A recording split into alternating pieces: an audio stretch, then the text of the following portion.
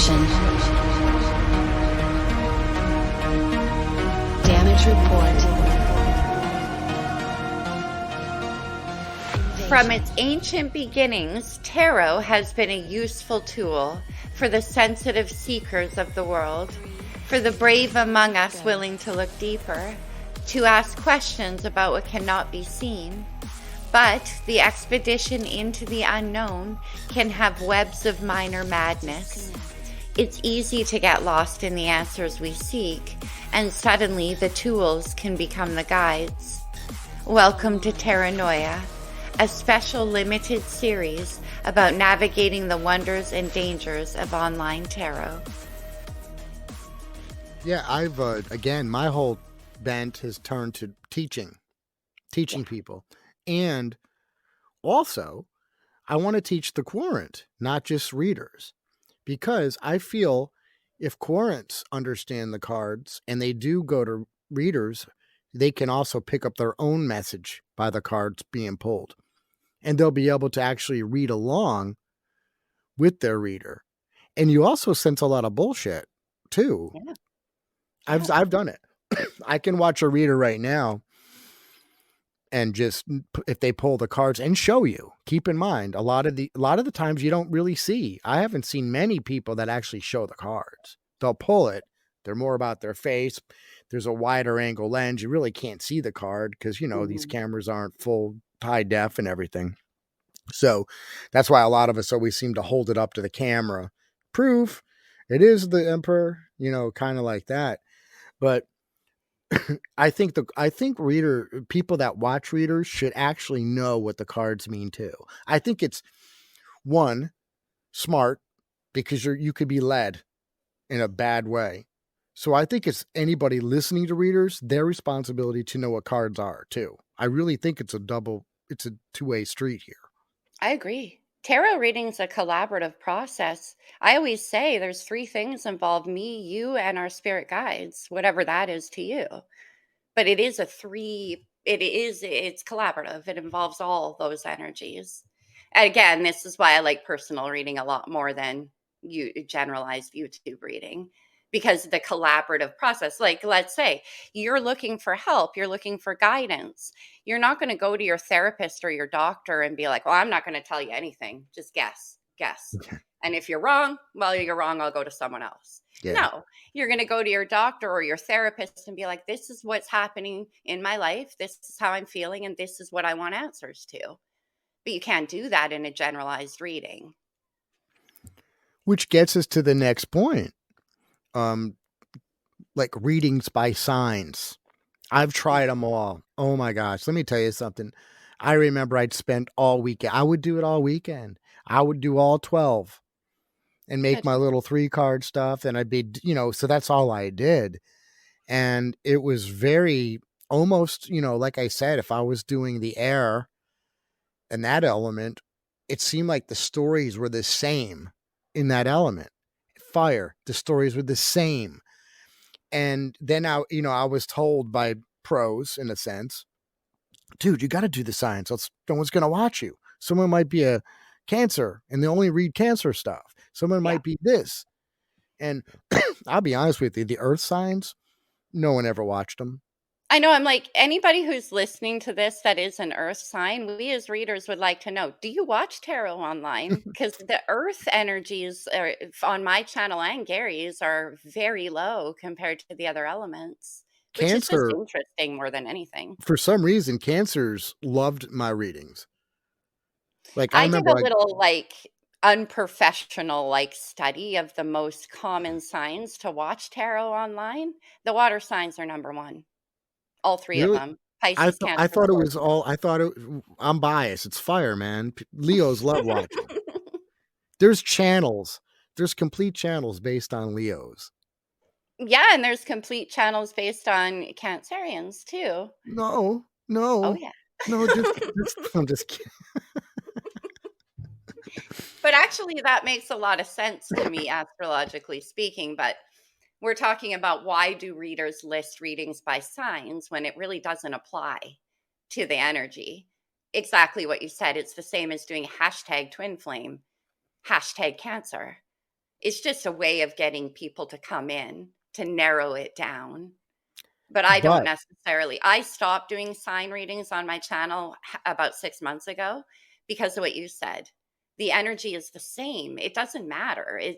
Or very, very minute differences. So I was doing 12 of the same story pretty yeah, much every week. And I'm like, what is the point in this?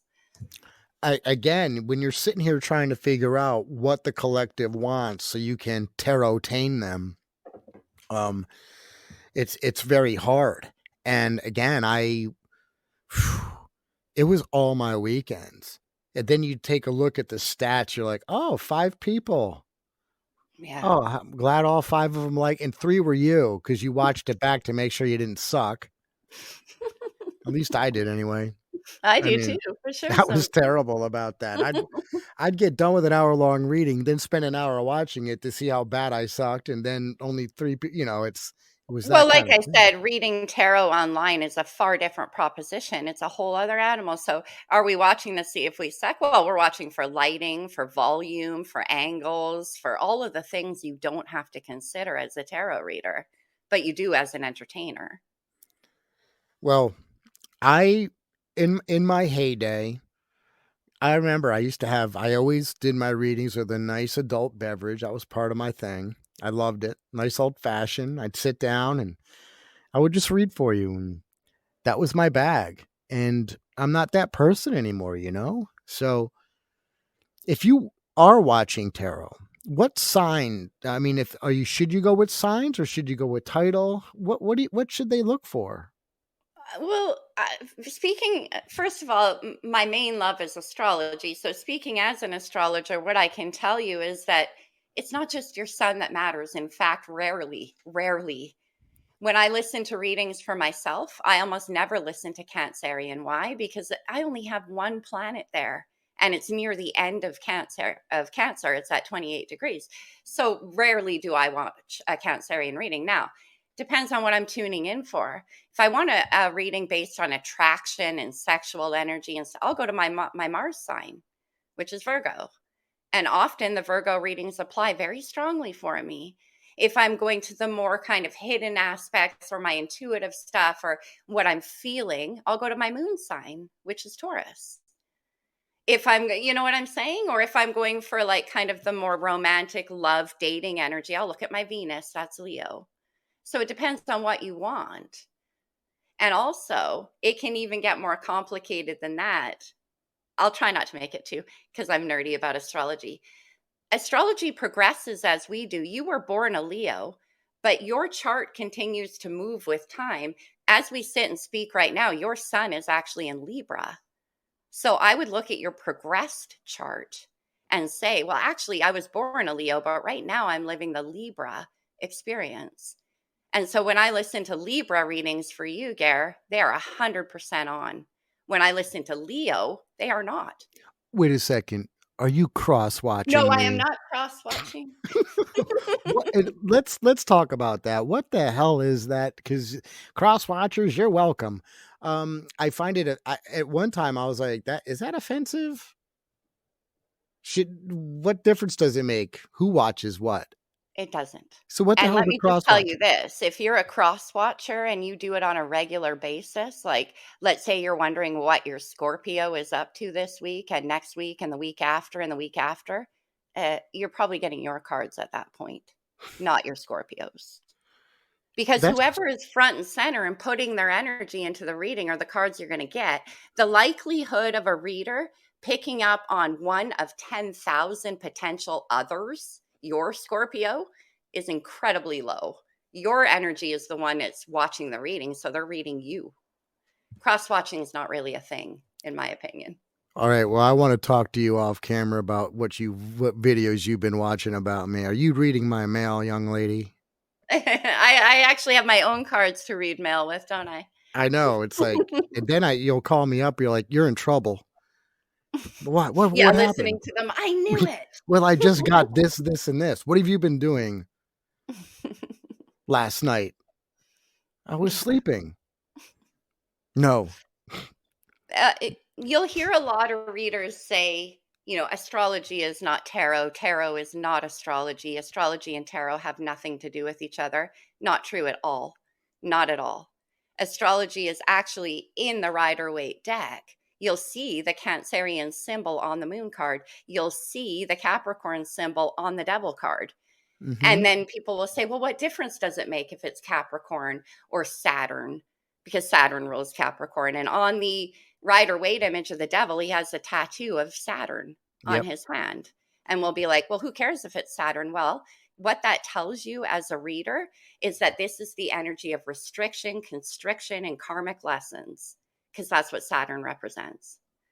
So you can look at it any way you want. You can be like, well, the devil is about this, this, and this. But Saturn lets you know that what's happening is that it's a constricting, held back energy. So astrology is very relevant to tarot. Well, actually, yeah, because it's expanding the vocabulary of the read. So I find it again, I wasn't into it as much until you and I started to work together, and now I really see how geeky cool it is.